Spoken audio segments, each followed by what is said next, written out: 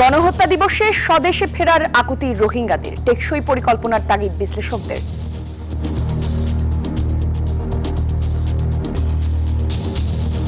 সব পক্ষের সাথে কিছু যোগাযোগ রেখে একটা বলা চলে যে মাল্টিফ্যাসেটেড ডিপ্লোমেসির প্রয়োজন, যেটা এখন এই মুহূর্তে নেই। আমরা আশা করব যে পররাষ্ট্র মন্ত্রণালয় সেই দিকে চিন্তা ভাবনা করবে। হয়তো মৌখিক সমর্থন পেতে পারি, কিন্তু আন্তর্জাতিক পরিমণ্ডলে কোনো সমর্থন পাবো না। বাংলাদেশ সরকারের এখন উচিত হবে যেটাকে নিয়ে এখন আর নতুনভাবে চিন্তা করা। প্রত্যাবাসন শুরু না হওয়ায় ইউরোপীয় ইউনিয়নের উদ্বেগ, সংকটের রাজনৈতিক সমাধান চায় ঢাকা। মানবাধিকার রক্ষায় আমরা পণ্য উৎপাদনে ফিরছে তেল বিদ্যুৎ কেন্দ্র, কমবে লোডশেডিং। দেশের সারের সংকট নেই, জানালেন তথ্য উপদেষ্টা। সারের সংকট নেই, কোনো জায়গায় সার বিতরণে কিছু অনিয়ম হয়তো এসছে, পত্রিকা এসছে। শেখ হাসিনার বিষয়ে আর দায়ভার নিতে চায় না ভারত, পলাতক সবাইকে ফেরত চায় ঢাকা, বললেন তথ্যমন্ত্রী। শুধুমাত্র উনি কেন, প্রত্যেককে আমরা ফেরত চাই, যাদের নামে মামলা, যাদের নামে সবকিছু। স্থানীয় নির্বাচন গ্রহণযোগ্য করতে সব ধরনের পদক্ষেপ নেবে ইসি। সহিংসতামুক্ত ভোটে দরকার রাজনৈতিক সদিচ্ছা। 5 সেপ্টেম্বর থেকে 11 দলের বিভাগীয় লং মার্চ, বিরোধী দলীয় নেতাকে প্রধান করে জামায়াতের ছায়া মন্ত্রিসভা চূড়ান্ত। দ্বৈত নাগরিকত্ব প্রত্যাহার করেই প্রতিমন্ত্রী হয়েছেন হুমায়ুন কবির। সংবিধান ও আইনের ব্যত্যয় ঘটেনি, জানালেন আইনমন্ত্রী। এবার ভারতের বিহারে শিক্ষার্থীদের বিক্ষোভ, পাটনায় পুলিশের সঙ্গে সংঘর্ষ। 5 সেপ্টেম্বর দিল্লির রাজপথে নামছে সিজেপি। দর্শক, স্বাগত নিউজ 24 সংবাদে। আর পুরো আয়োজনে আপনাদের সাথে আছি আমরা দুজন, আমি ফয়সাল মাহমুদ, সেই সঙ্গে আমি জান্নাতুল কলি। বিআরবি কেবলস সংবাদ শিরোনাম দেখছিলেন। 9 বছরে মিয়ানমারে ফেরত পাঠানো যায়নি একজন রোহিঙ্গাকেও, বরং গত 2 বছরে অনুপ্রবেশ করেছে আরো 1.5 লাখের বেশি। বিশ্লেষকরা বলছেন সহসাই এ সংকট সমাধান করা সহজ হবে না। তাদের মতে রোহিঙ্গা প্রত্যাবাসনে প্রয়োজন সুদূর প্রসারী এবং টেকসই পরিকল্পনা। বিস্তারিত জানাচ্ছেন শাহ আলী জয়। গণহত্যা থেকে প্রাণে বাঁচতে 2017-র 25 আগস্ট থেকে বাংলাদেশের সীমানায় আছড়ে পড়ে রোহিঙ্গাদের ঢল। মিয়ানমারের রাখাইন রাজ্য থেকে কক্সবাজারের টেকনাফ আর উখিয়ায় আশ্রয় নেয় 7.5 লাখের বেশি রোহিঙ্গা। দীর্ঘ এই সময়ে নানা রকমের আশ্বাস, উদ্যোগ আর পরিকল্পনার কথা শোনা গেলেও বাস্তবতা হলো অনুপ্রবেশ হওয়া একজন রোহিঙ্গাও ফিরে যেতে পারেনি নিজ দেশে। সাম্যর বছর ঈদের সময় যেন ওনার বাড়ির মধ্যে তাই ইউনিটি একত্রন। শুরুতে বাস্তুহারা এই জনগোষ্ঠীর সহায়তায় নানা আন্তর্জাতিক ও বৈশ্বিক সংস্থার উদ্যোগ দেখা গেলেও সময় যতই গড়িয়েছে সহায়তার পরিমাণ কমে এসেছে, চাপ বেড়েছে বাংলাদেশের ওপর। প্রশ্ন উঠেছে, রোহিঙ্গা প্রত্যাবাসনে সফলতা নেই কেন? এই মুহূর্তে বাংলাদেশের তুলনায় মায়ানমার আন্তর্জাতিক পরিমণ্ডলে অনেক বেশি ইম্পর্টেন্ট। ভারত, মার্কিন যুক্তরাষ্ট্র, রাশিয়া, চায়না কারোর কাছ থেকেই হয়তো মৌখিক সমর্থন পেতে পারি, কিন্তু আন্তর্জাতিক পরিমণ্ডলে কোনো সমর্থন পাবো না। বাংলাদেশ সরকারের এখন উচিত হবে যেটাকে নিয়ে এখন আর নতুনভাবে চিন্তা করা। সব পক্ষের সাথে কিছু যোগাযোগ রেখে একটা বলা চলে যে মাল্টিফ্যাসেটেড ডিপ্লোমেসির প্রয়োজন, যেটা এখন এই মুহূর্তে নেই। আমরা আশা করব যে পররাষ্ট্র মন্ত্রণালয় সেই দিকে চিন্তা ভাবনা করবে। আশ্রিত রোহিঙ্গাদের সামনে অনিশ্চিত জীবন, অন্তহীন হতাশার সুযোগে জনবহুল ক্যাম্পগুলো হয়ে উঠেছে অপরাধের অভয়ারণ্য। গত 9 বছরে 300-র মতো হত্যাকাণ্ড ঘটেছে আশ্রয় শিবিরগুলোতে। আধিপত্য বিস্তার, টার্গেট কিলিং, অপহরণ, মাদক চোরাচালানের মতো ঘটনায় জড়িত আছে ক্যাম্পগুলোর 10টি সশস্ত্র গোষ্ঠী, যা চিন্তায় ফেলেছে স্থানীয় প্রশাসন এবং উন্নয়ন সহযোগীদের। এই যে অস্ত্রের আনাগোনা আমাদের সীমান্ত দিয়ে, এবং এটির কোন সময় শোনা যায় যে প্রশিক্ষণও থাকতে পারে আমাদের গহীন জঙ্গলে, কক্সবাজার এলাকায়। যতদিন পর্যন্ত এখানে দারিদ্র্য থাকবে, ভবিষ্যৎ সম্বন্ধে যখন তাদের এই অনিশ্চয়তা থাকবে, সেখানে বিভিন্ন সন্ত্রাসী গোষ্ঠী হতে পারে এবং তাদের অনেকের মধ্যে এখন এটা জেনুইনলি একটা দাবি থাকতে পারে যে আমরা মায়ানমার সরকারের বিরুদ্ধে বা আরাকান আর্মির বিরুদ্ধে রুখে দাঁড়াবো। বর্তমানে উখিয়া এবং টেকনাফের 33টি আশ্রয় শিবিরে নিবন্ধিত ও অনিবন্ধিত মিলিয়ে মোট রোহিঙ্গার সংখ্যা 14 লাখেরও বেশি। শাহ আলী জয়, নিউজ 24, ঢাকা। রোহিঙ্গা প্রত্যাবাসন এখনও শুরু না হওয়ায় গভীর উদ্বেগ প্রকাশ করেছেন ঢাকায় নিযুক্ত ইউরোপীয় ইউনিয়নের রাষ্ট্রদূত মাইকেল মিলার।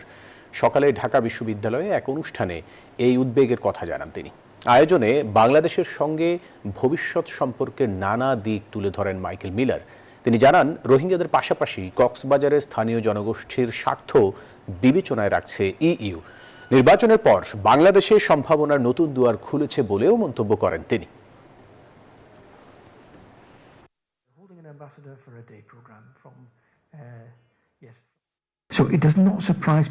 বাংলাদেশের সঙ্গে আমাদের অংশীদারিত্ব দীর্ঘমেয়াদী পারস্পরিক স্বার্থের ভিত্তিতে হওয়া উচিত, স্বল্পমেয়াদী সুবিধার ভিত্তিতে নয়। আমরা বিশ্বাস, ন্যায্যতা এবং সমৃদ্ধির উপর ভিত্তি করে বাংলাদেশের সঙ্গে সম্পর্ক গড়ে তুলতে চাই।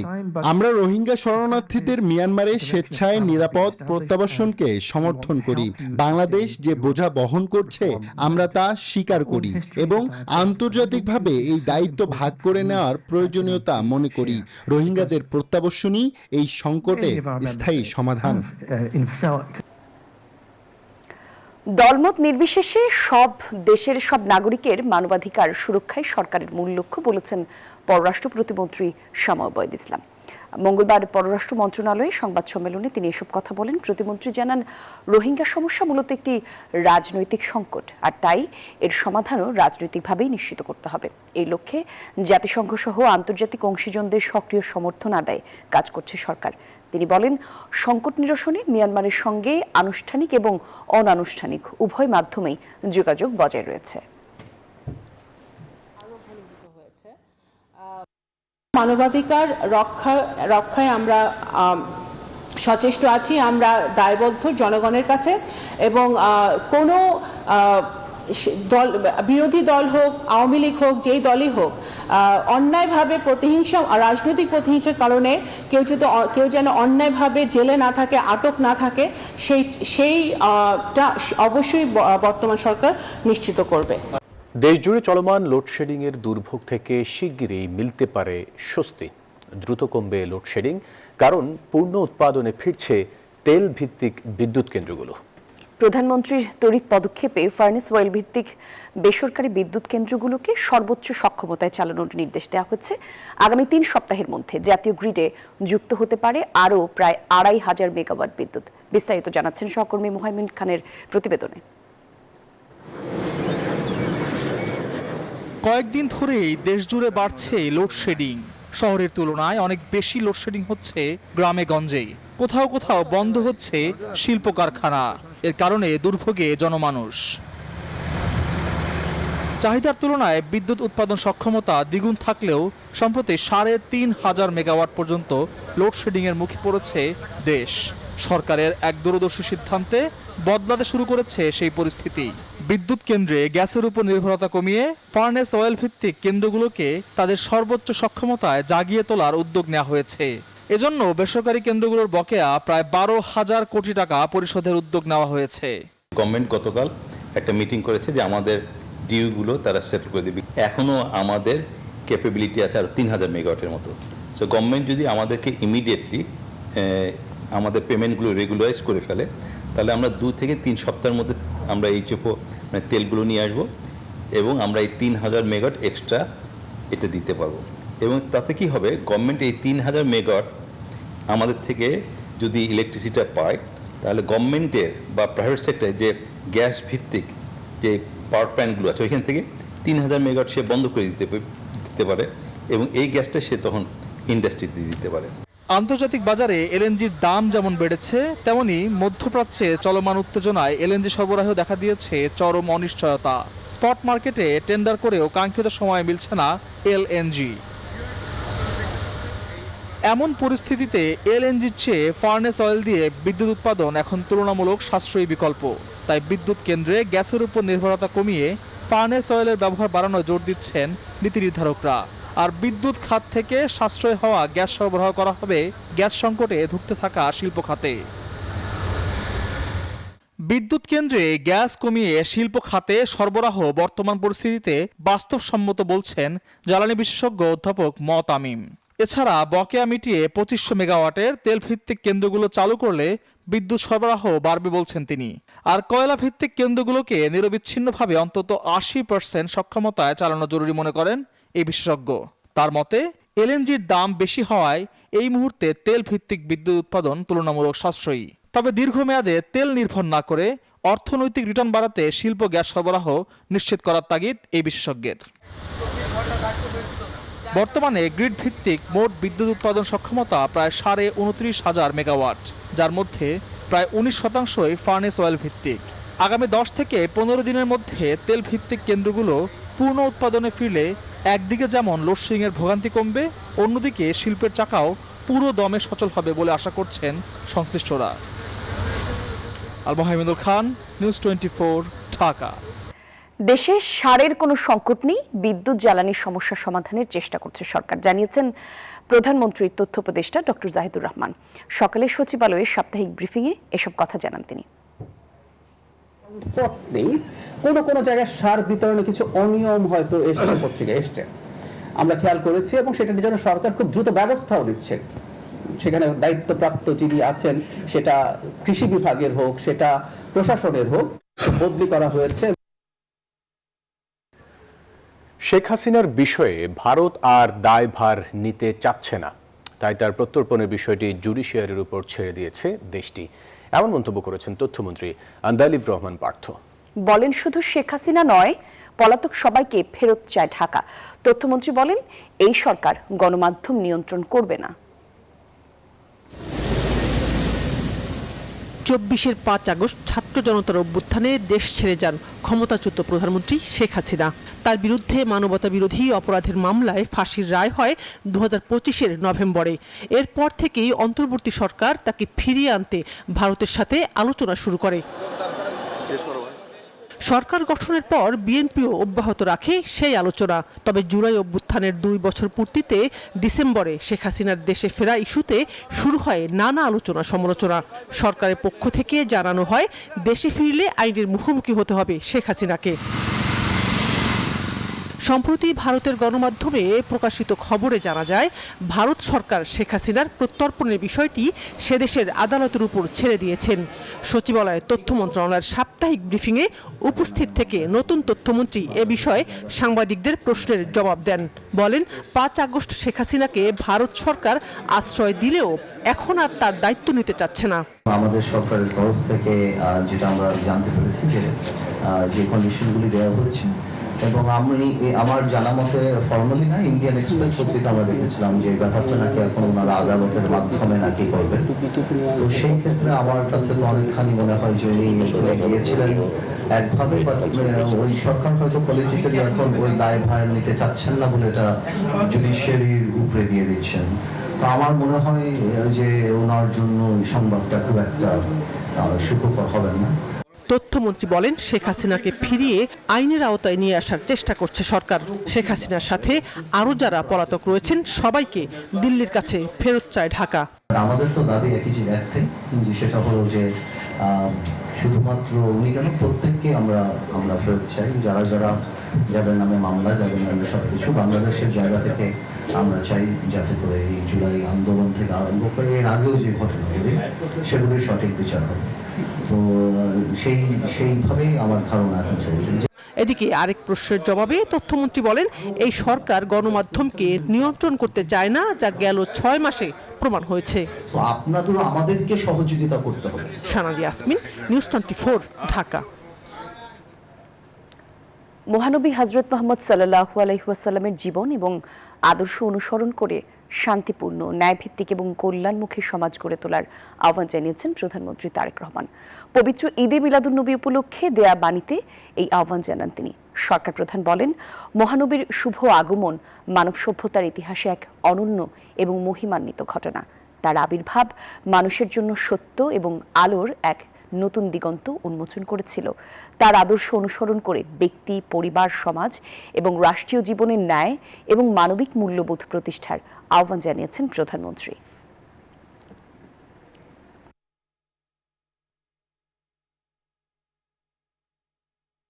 স্থানীয় সরকার নির্বাচন স্বচ্ছ ও গ্রহণযোগ্য করতে সবকিছু করবে ইসি। এমনটি জানিয়েছেন নির্বাচন কমিশনার AFM সানাউল্লাহ। সহিংসতামুক্ত ভোট করতে চাইলে রাজনৈতিক দলগুলোর সদিচ্ছাও জরুরি। আর সংসদ নির্বাচন গণভোট নিয়ে গুলশানে এক পর্যালোচনা সংলাপে এসব কথা বলেন তিনি। আর এই সময় ভোট গণনায় স্বচ্ছতা, ফল দ্রুত প্রকাশে পদক্ষেপ নেওয়ার সুপারিশ করে alliance for fair election and democracy. ত্রয়োদশ জাতীয় সংসদ নির্বাচন ও গণভোট 2026-এর নির্বাচন পর্যবেক্ষণ কার্যক্রমের ফলাফল ও সুপারিশ নিয়ে অনুষ্ঠিত হয় অংশীজনদের সংলাপ। রাজধানীর গুলশানে alliance for fair election and democracy আয়োজিত এই সংলাপে বেশ কিছু গুরুত্বপূর্ণ সুপারিশ তুলে ধরেন আলোচকরা। 26-এর নির্বাচনকে বিশ্বাসযোগ্য ও প্রতিযোগিতামূলক হিসেবে মূল্যায়ন করলেও নির্বাচন ব্যবস্থা আধুনিকায়ন সহ কিছু ক্ষেত্রে আরও সংস্কারের প্রয়োজন আছে বলে জানায় ইউরোপীয় union. Election as really credible, competently managed, and also identify some areas for improvement.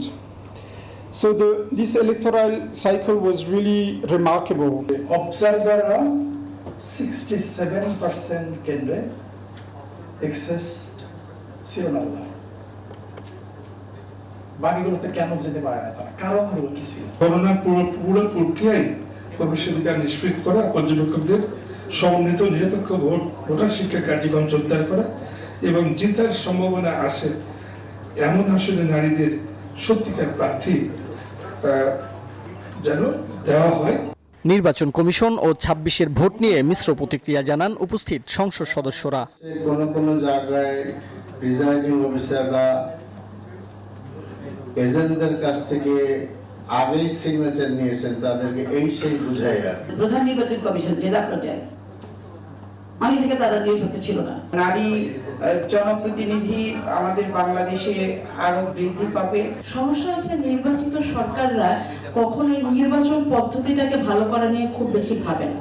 নির্বাচন কমিশনার আবুল ফজল মোহাম্মদ সানাউল্লাহ বলেন, স্থানীয় নির্বাচনে সুষ্ঠু পরিবেশ ধরে রাখা এবং নারী প্রতিনিধিত্ব বাড়াতে রাজনৈতিক দলগুলোর সদিচ্ছা জরুরি। রাজনৈতিক দলরা যদি আমাদের উপর চাপ সৃষ্টি না করে নির্বাচন কমিশনের উপর, আর আমরা যদি স্ট্রিক্ট থাকি, তাহলে 2030-এর মধ্যে যারা 33% সকল পর্যায়ে রিপ্রেজেন্টেশন ইনশিওর করতে পারবেন না, তারা কিন্তু ডিসকোয়ালিফাইড হবেন। আমি যদি একটা জায়গাতে বলি যে 1%ও আমরা কোনো কম্প্রোমাইজ করি নাই, সেটা হচ্ছে পোস্টাল ব্যালট। ভবিষ্যৎ নির্বাচন আরও স্বচ্ছ ও গ্রহণযোগ্য করতে দ্রুত সংস্কার বাস্তবায়নের তাগিদ দিয়েছেন সংশ্লিষ্টরা। মাহমুদুল হাসান ইমন, নিউজ 24, ঢাকা। বিরোধী দলীয় নেতা ডক্টর শফিকুর রহমানকে প্রধানমন্ত্রী করে সরকারের মন্ত্রিসভার আদলে ছায়া মন্ত্রিসভা চূড়ান্ত করেছে জামায়াতে ইসলামী। মিয়া গোলাম পরোয়ারকে এলজিআরডি, ডক্টর আব্দুল্লাহ মোহাম্মদ তাহেরকে পররাষ্ট্র এবং ব্যারিস্টার শিশির মনিরকে দেয়া হয়েছে আইন মন্ত্রণালয়ের দায়িত্ব। শিগগিরই পূর্ণাঙ্গ তালিকা প্রকাশ করা হবে বলে জানিয়েছে দলটি। এছাড়া গণভোটের রায় বাস্তবায়ন সহ 6 দাবিতে 5 সেপ্টেম্বর থেকে বিভাগীয় লং মার্চ শুরু করবে 11 দলীয় ঐক্য। নির্বাচনের পরপরই বিরোধী দল ঘোষণা দিয়েছিল ছায়া মন্ত্রিসভার, যা অনেকটা চূড়ান্ত এখন।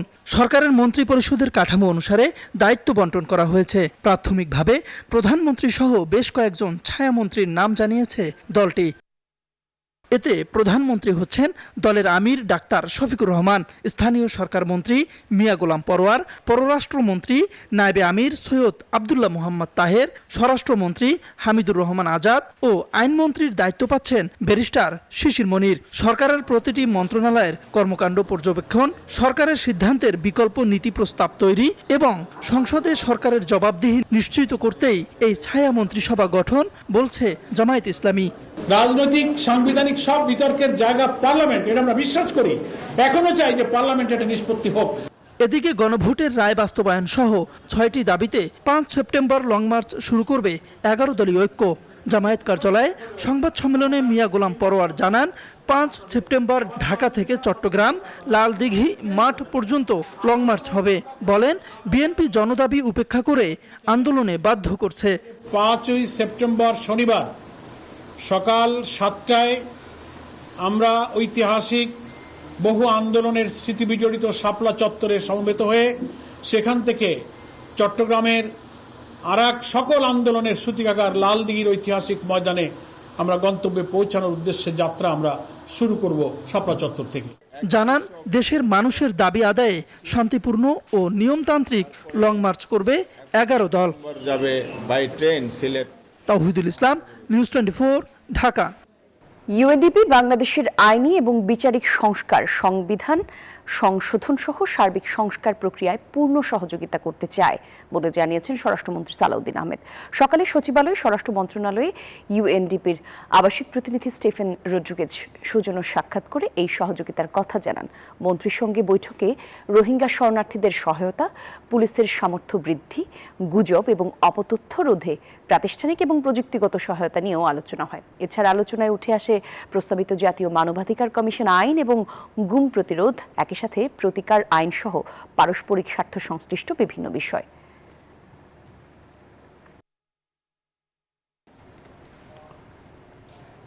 এই সরকার ক্ষমতায় আসার পর গুম এবং ক্রসফায়ারের সংস্কৃতি বন্ধ হয়েছে। একই সাথে 6 মাসে কোনো রাজনৈতিক হয়রানি, কোনো মামলা হয়নি, এমনটাই জানিয়েছেন আইনমন্ত্রী আসাদুজ্জামান।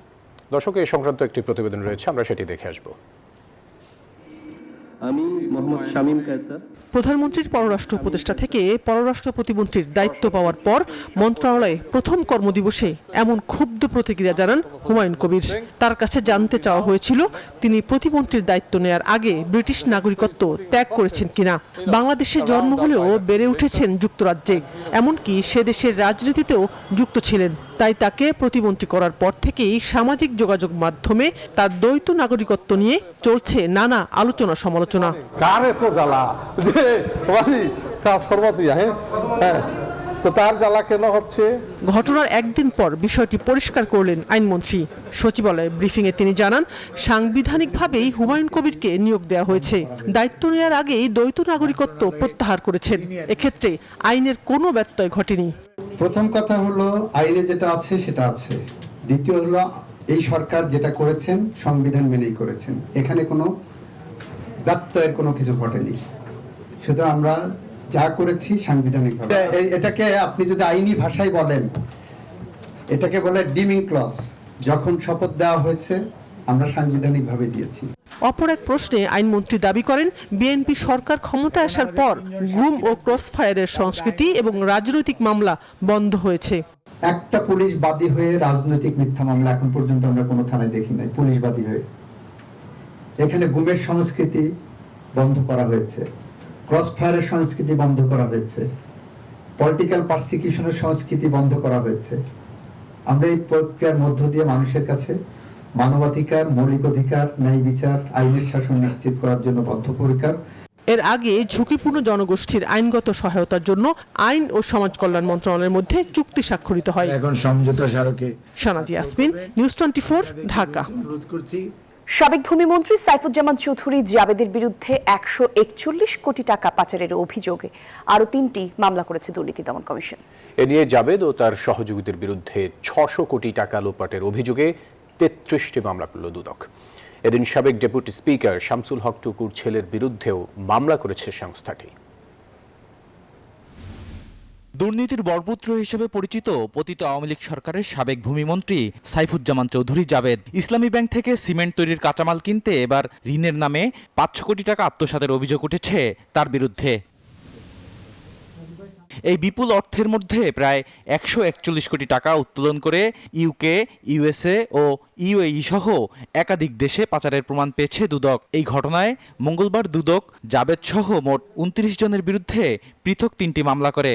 27টি ডিলের মাধ্যমে 141 কোটি 20 লক্ষ টাকা উত্তোলনপূর্বক বিভিন্ন ব্যাংকে স্থানান্তর, হস্তান্তর, রূপান্তর করার প্রেক্ষিতে বিভিন্ন দেশে পাচারের অভিযোগে অনুসন্ধানে প্রাথমিক সত্যতা প্রমাণ পাওয়ায় দুর্নীতি দমন কমিশন আজকে 3টি মামলা দায়েরের সিদ্ধান্ত দিয়েছেন। এছাড়া সাবেক স্বরাষ্ট্রমন্ত্রী শামসুল হক টুকুর ছেলে ও পাবনার বেড়া পৌরসভার সাবেক মেয়র SM আসিফ শামসের বিরুদ্ধে সম্পদ বিবরণী জমা না দেয়ায় আরও একটি মামলা করেছে দুদক। সম্পদ বিবরণী দাখিলের জন্য বলা হয়েছিল, সম্পদ বিবরণী দাখিলের নোটিশ জারি করা হয়েছিল। ওনারা নির্দিষ্ট সময়ে সম্পদ বিবরণী দাখিল করেননি বিধায় তার বিরুদ্ধে আজকে নন সাবমিশনে একটি মামলার অনুমোদন করেছেন কমিশন। এদিন দুদকের মানি লন্ডারিং শাখার মহাপরিচালক মোকাম্মেল হককে সরিয়ে প্রতিরোধ শাখায় বদলি করা হয়েছে। বদরুল আলম শাওন, নিউজ 24, ঢাকা। দর্শক, এ পর্যায়ে জানাবো আন্তর্জাতিক খবর। ভারতের বিহারে বিপিএসসি পরীক্ষা বাতিলের দাবিতে বিক্ষোভ আরও তীব্র হয়েছে। মঙ্গলবার পাটনায় বিক্ষোভকারীদের সঙ্গে পুলিশের সংঘর্ষ হয়। বিপিএসসি কর্তৃপক্ষ ও প্রশাসন অনিয়মের অভিযোগ অস্বীকার করেছে। এদিকে 5 সেপ্টেম্বর দিল্লির রাজপথে নামার ঘোষণা দিয়েছে ককরোচ জনতা পার্টি সিজেপি, যার নেতৃত্ব দেবেন নিট ক্ষতিগ্রস্ত শিক্ষার্থীদের পরিবারের সদস্যরা। দিল্লির রাঁচির পর প্রশ্ন ফাঁস নিয়ে উত্তাল পাটনা। মঙ্গলবার রাজ্যপালের সরকারি বাসভবনের দিকে অভিযানের ডাক দেন আন্দোলনকারীরা। ৭০তম বিহার পাবলিক সার্ভিস কমিশনের পরীক্ষার অনিয়ম ও প্রশ্ন ফাঁস হয়েছে বলে অভিযোগ তাদের। এর নিরপেক্ষ তদন্ত এবং পরীক্ষা বাতিলের দাবি জানান আন্দোলনরতরা। পুলিশ ব্যারিকেড দিয়ে মিছিল আটকে দেওয়ার চেষ্টা করে। কয়েক ডজন বিক্ষোভকারী তার টোপকে সামনে এগিয়ে যান। পরিস্থিতি নিয়ন্ত্রণে আনতে জল কামান ব্যবহার করে পুলিশ। সরকার পুলিশি ব্যবস্থা ও সন্ত্রাসের আশ্রয় নিচ্ছে, বিক্ষোভকারীদের জোর করে তুলে নিয়ে যাওয়া হচ্ছে। এদিকে বিরোধী কংগ্রেস নেতা সুশীল কুমার অভিযোগ করেন, শিক্ষক নিয়োগ পরীক্ষা থেকে শুরু করে বিপিএসসি, বিএসএসসি ও অন্যান্য নিয়োগ সংক্রান্ত নানা দাবির বিষয়ে সরকার কোনো স্পষ্ট আশ্বাস দেননি। টিআরই এক পর্যায়ের পরীক্ষা চালু করতে হবে এবং নেগেটিভ মার্কিং বাতিল করতে হবে। গত মাসে শিক্ষা ব্যবস্থা ও নিয়োগ পরীক্ষার অনিয়মের অভিযোগ ঘিরে শুরু হওয়া আন্দোলনের জেরে দেশ জুড়ে ব্যাপক বিক্ষোভ হয়। পরিস্থিতি নিয়ে তদন্তে ভারতের সুপ্রিম কোর্ট ইতিমধ্যে একটি প্যানেল গঠন করেছে। এদিকে ফের দিল্লি রাজপথে নামছে cockroach Janata party CJP. 5 September India Gate থেকে পুলিশ সদর দপ্তর পর্যন্ত শান্তিপূর্ণ পদযাত্রার ঘোষণা দিয়েছে তারা। সিজেপির দাবি, এবারের আন্দোলনে নেতৃত্ব দেবেন নিট বিতর্কে ক্ষতিগ্রস্ত শিক্ষার্থীদের পরিবারের সদস্যরা। তাদের অভিযোগ, ক্ষতিগ্রস্ত শিক্ষার্থীদের পরিবারকে দেয়া হয়নি ক্ষতিপূরণ। আন্দোলনকারীদের বিরুদ্ধে আইনি ব্যবস্থা না নেয়ার প্রতিশ্রুতিরও বাস্তবায়ন হয়নি। চন্দ্রানী চন্দ্রা, নিউজ 24। দর্শক, ছিল নিউজ 24 সংবাদে সঙ্গে ছিলেন যারা। ধন্যবাদ সবাইকে।